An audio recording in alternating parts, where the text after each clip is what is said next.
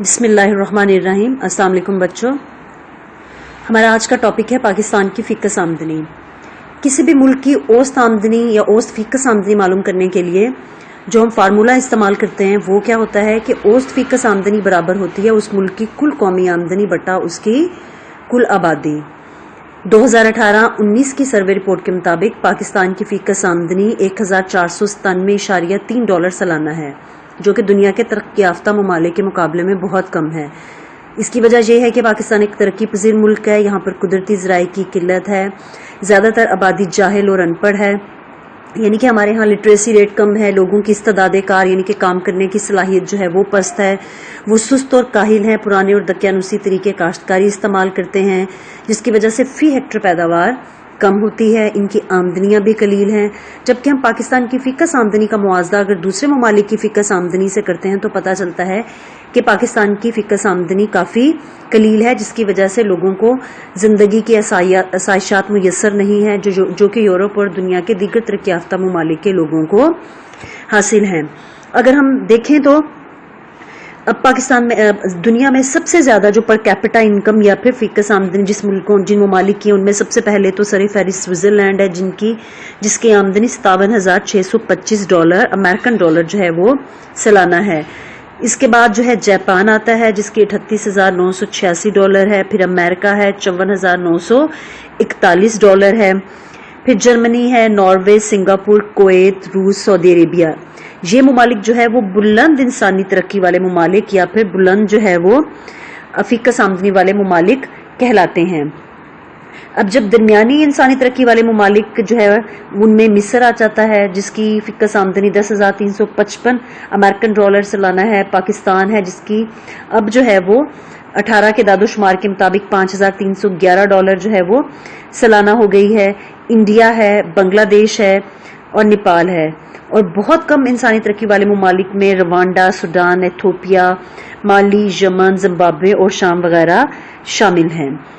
اب بچوں ہم آگے پڑھیں گے پاکستان میں فیکس آمدنی میں کمی کے اسباب یعنی کہ وجوہات کیا ہیں، کیا وجوہات ہیں جس کی وجہ سے پاکستان کی فیکس آمدنی دیگر ممالک کے مقابلے میں کم ہے۔ اس میں سب سے پہلے تو بچوں آ جاتا ہے قدرتی ذرائع۔ قدرتی ذرائع، اس میں آپ کو پتا ہے قدرتی ذرائع کی پاکستان میں قلت ہے، اسپیشلی کوئلہ، لوہا اور پیٹرول وغیرہ، اور ان کو ہمیں پاکستان میں امپورٹ کرنے کے لیے منگوانے کے لیے کروڑوں روپے کا زر مبادلہ خرچ کرنا پڑتا ہے، اور کوئلہ اور لوہا جو ہے وہ کسی بھی ملک کی معاشی ترقی کے لیے بہت ضروری ہیں۔ پاکستان میں جنگلات بھی کم ہیں، اور ماہرین کی رائے کے مطابق پاکستان کے کل رقبے کا تقریباً 25% جنگلات کا ہونا ضروری ہے۔ اس کے علاوہ حیوانات، ماہی گیری، نباتات وغیرہ جو ہے ان کی بھی کمی ہے، جس کی وجہ سے لوگوں کی آمدنیاں کم ہیں۔ اس کے بعد آ جاتی ہے محنت کی پست استعداد کار۔ استعداد کار کا مطلب ہوتا ہے کام کرنے کی صلاحیت۔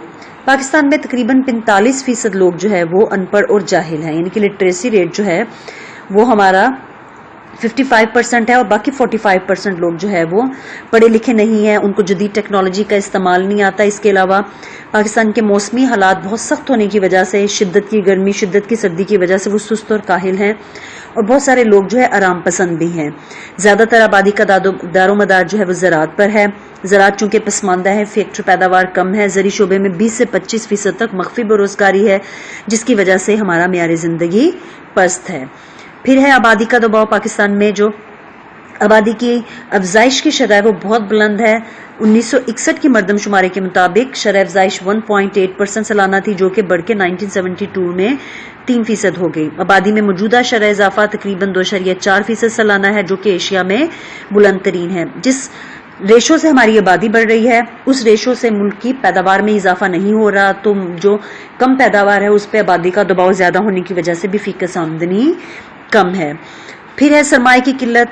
ہمارے ہاں سرمایہ کی قلت ہے، اس کی وجہ یہ ہے چونکہ لوگ لٹریٹ ہیں، اس کے علاوہ جو ہے وہ بہت ساری ٹیکنالوجی کو استعمال کرنا نہیں جانتے، لوگوں کی آمدنیاں قلیل ہیں، جو کچھ کماتے ہیں وہ بنیادی ضرورت پہ خرچ کرتے ہیں تو بچاتے کم ہے۔ بچاتے کم ہونے کی وجہ سے سرمایہ کاری میں کمی ہوتی ہے، سرمایہ کی تشکیل کی رفتار سست ہے، جس کی وجہ سے سرمایہ کی قلت ہوتی ہے اور قومی آمدنی اور فیکس آمدنی کم ہے۔ پھر آ جاتا ہے معیشت کی پسماندگی پاکستان کی۔ جیسے ہم نے پہلے بھی بتایا، پاکستان ایک زرعی ملک ہے، زراعت ہماری فرسودہ ہے، اس میں بہت زیادہ جدید طریقے کاشتکاری استعمال نہیں کیے جاتے، زیادہ تر پرانے طریقے کاشتکاری جو ہے وہ استعمال کیے جاتے ہیں، اور جو ہے وہ معیشت غربت کے منحوس چکر میں پھنسی ہوئی ہے۔ زرعی خام مال کی برآمد باہر جو ہے وہ اگر کی جاتی ہے تو زرعی خام مال کی قیمتیں انٹرنیشنل مارکیٹ میں کم ہیں، جس کی وجہ سے درآمد برآمد کا جو نسبت ہے وہ بھی غیر موافق ہے، جس کی وجہ سے ادائیگیوں کا توازن خراب ہے، سرمایہ کی قلت ہے، لوگوں کی آمدنیاں کم ہے، تو اس وجہ سے بھی معیشت پسماندگی کا شکار ہے۔ ناقص منصوبہ بندی ہمارے یہاں معاشی ترقی کے لیے جو بھی منصوبے بنائے گئے وہ خامیوں سے خالی نہ تھے، جس کی وجہ سے خاطر خواہ نتائج حاصل نہ ہو سکے۔ مثلا پہلے 5 سالہ منصوبہ جو ہے اس کی مدت جب شروع ہوئی تو 2 سال کے بعد ہی ناکام ہو کے اس کو ختم کر دیا گیا۔ تیسرے منصوبے کے دوران ملک سیاسی افراتفری کا شکار ہو گیا۔ 1965 میں بھارت سے جنگ لڑنی پڑی، اس کی وجہ سے تیسرا منصوبہ ناکام رہا۔ نیز ایسی پالیسی اختیار کی گئی جس سے دولت جو ہے چند ہاتھوں میں مرتکز ہو گئی۔ ٹیکسوں کا نظام غیر متوازن ہے۔ 8واں 5 سالہ منصوبہ ختم ہونے تک اس زمن میں کامیابی حاصل نہیں ہو سکی اور غریب تر ہوتے گئے۔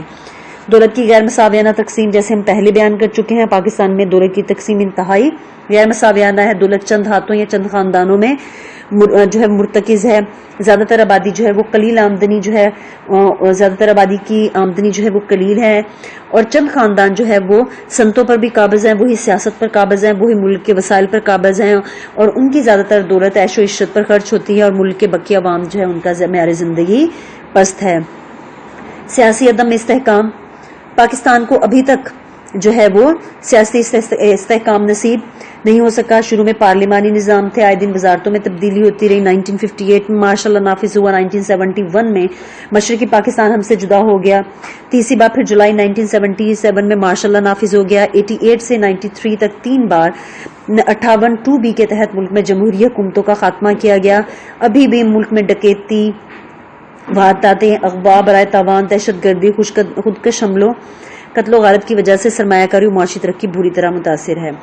ادائیگیوں کے توازن میں خسارہ، چونکہ پاکستان کا زیادہ تر برآمدات جو ہے وہ زرعی خام مال پر مشتمل ہے، جن کی انٹرنیشنل مارکیٹ میں قیمتیں کم ہوتی ہیں، اور درآمدات ہماری زیادہ مینوفیکچرڈ جو ہے وہ پروڈکٹس یعنی کہ تیار شدہ اشیاء ہیں، مشینری ہے، کھادیں ہیں، ان کی قیمتیں انٹرنیشنل مارکیٹ میں زیادہ ہوتی ہے، جس کی وجہ سے پاکستان کا توازن تجارت و توازن ادائیگی دونوں ہی خسارے میں ہیں۔ غیر ملکی قرضے، پاکستان کی معیشت پر غیر ملکی قرضوں کا بہت زیادہ برا اثر ہے۔ اس وقت بیرونی قرضوں واجبات کا بوجھ تقریباً $73 بلین ہے، جس پر ہر سال ہمیں اربوں روپے سود ادا کرنا پڑتا ہے۔ ملک میں زر کی کئی بار بیرونی قدر میں کمی کی وجہ سے قرضوں کا بوجھ بہت زیادہ ہو گیا ہے، اس کے بھی معیشت پر منفی اثرات مرتب ہوتے ہیں۔ معاشرتی اور اخلاقی برائیاں، پاکستان میں بددیانتی، بدعنوانی عام ہے۔ راتوں رات امیر بننے کے چکر نے پوری قوم کو تباہ کر دیا۔ رشوت، چور بازاری، ملاوٹ، اسمگلنگ جیسے کاروبار پر لوگ فخر محسوس کرتے ہیں، اس میں کوئی یار نہیں سمجھتے، جس کی وجہ سے ہمارے سرمایہ کا ضیاع ہوتا ہے اور عام لوگوں کا معیار زندگی پہلے سے بھی پست ہوتا جا رہا ہے۔ صنعتی پسماندگی، پاکستان میں معیار زندگی کی پستی کی ایک اور وجہ صنعتی پسماندگی۔ ہمارے ہاں آج جو مزدوروں کے تعلقات بہتر نہیں ہیں، آج مزدوروں کا استحصال کرتے ہیں، جس کی وجہ سے مزدور آئے دن ہڑتالیں کرتے ہیں، جس کے نتیجے میں صنعتیں پیداوار متاثر ہوتی ہیں، مزدوروں کی اجرتیں کم ہیں۔ پھر بے روزگاری، پاکستان میں معیاری زندگی کی پستی کی ایک اور وجہ جو ہے وہ بے روزگاری ہے۔ اس وقت پاکستان میں افرادی قوت 61.04 ملین افراد مشتمل ہے، جن میں سے تقریباً 3.62 ملین افراد بے روزگار ہیں۔ اس کے علاوہ زرعی شعبے میں 20% مخفی بے روزگاری ہے۔